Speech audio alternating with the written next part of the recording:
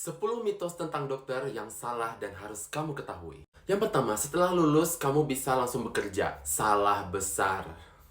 Setelah lulus S1, kamu akan mendapatkan gelar S.Ket atau sarjana kedokteran. Setelah itu, kamu akan mengikuti koas yang mana masanya itu 1,5 sampai 2 tahun bervariasi. Kemudian, kamu akan mengikuti ujian nasional untuk menjadi dokter yang namanya UKMPPD, Uji Kompetensi Mahasiswa Program Profesi Dokter. Kemudian, setelah itu, kamu akan mengikuti internship atau magang yang maksimalnya 12 bulan atau setahun. Setelah itu, kamu mengurus-ngurus berkas lagi dan barulah kamu bisa bekerja. Yang kedua, kalau mau kuliah kedokteran itu nggak boleh pakai kacamata. Secara kamu lihat, mayoritas mahasiswa kedokteran itu menggunakan kacamata karena banyak membaca, banyak melihat, dan banyak belajar pokoknya. Otomatis nggak apa-apa, kecuali buta warna itu tidak boleh. Itu mutlak. Yang ketiga, setiap anak FK yang lulus kuliah itu akan menjadi dokter spesialis. Itu salah besar ya ibu-ibu, bapak-bapak. Nah, jadi ini biasanya persepsi ibu-ibu, bapak-bapak ini banyak banget yang bilang kayak gitu. Anaknya akan menjadi dokter spesialis. Tidak seperti itu. Karena untuk menjadi dokter spesialis setelah jadi dokter, kita harus belajar lagi atau kuliah lagi. Yang mana nanti di saat kuliah itu kita dipanggil sebagai dokter residence. Masanya ya sampai 4 sampai 5 tahun. Yang keempat, setelah menjadi dokter pasti akan kaya raya. Amin. Sejatinya, setiap manusia itu rezekinya kan berbeda. Pada dasarnya, semakin tinggi pendidikan seorang dokter, semakin bervariasilah income yang didapat atau gaji yang didapat. Nah, itu tergantung faktor-faktor berikut seperti kerja di klinik atau rumah sakit, di kota besar atau di daerah, kemudian lingkungan pasiennya seperti apa, dan bidang apa yang diambil. Nah, nanti penghasilannya itu bervariasi mulai dari 1 digit, 2 digit, 3 digit, dan sebagainya. Tapi setelah jadi dokter itu langsung kaya raya, nggak mungkin guys, nggak mungkin. Yang kelima, setelah kita lulus kita nggak perlu lagi belajar. Itu salah besar ya guys. Karena kita sebagai dokter telah disumpah untuk menjadi long life learner atau belajar sepanjang hayat. Jadi kita harus up to date tentang ilmu kedokteran kita agar bisa memberikan terapi atau tata laksana yang tepat untuk pasien kita seiring perkembangan zaman. Nah, biasanya kita akan mengikuti pelatihan, simposium yang mana harganya itu tidak murah. Mulai dari sejutaan sampai puluhan juta. Ya, seperti itu.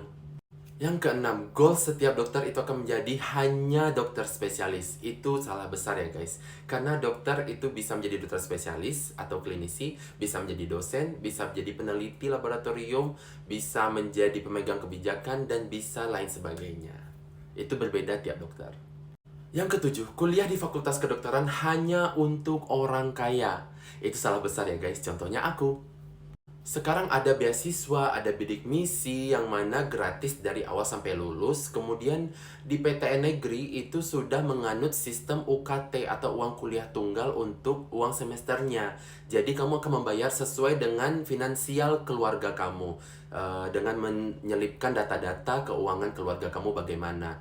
Nanti seperti aku di Universitas Diponegoro, aku hanya membayar setiap semester itu 6 juta karena aku masuk level 3 di antara 7 level UKT. Mulai dari level 1 0 sampai 500 ribu per semester, level 2 itu 3 juta, level 3 itu 6 juta, level 4 itu 10 juta, level 5 itu 12,5 juta, level 6 itu 15 sampai 17 juta kalau nggak salah, level 7 itu 20 juta. Jadi tergantung kamu. Apalagi kalau kamu mengikuti SNMPTN atau jalur undangan, maka kamu nggak perlu membayar biaya pembangunan di awal, hanya uang semester saja, seperti yang aku alami.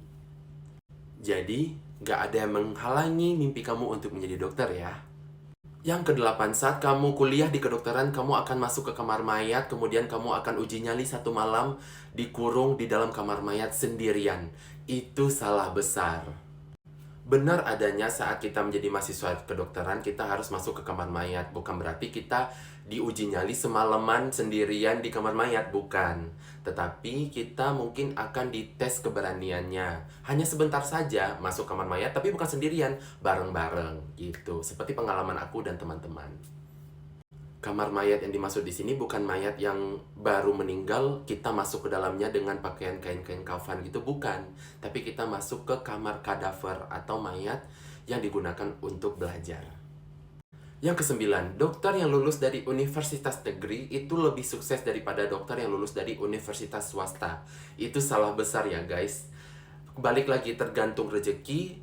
Dan juga saat kita menjadi dokter, kita nggak ditanyain pasien, kamu lulusan mana, nak dokter, gitu. Nggak mungkin.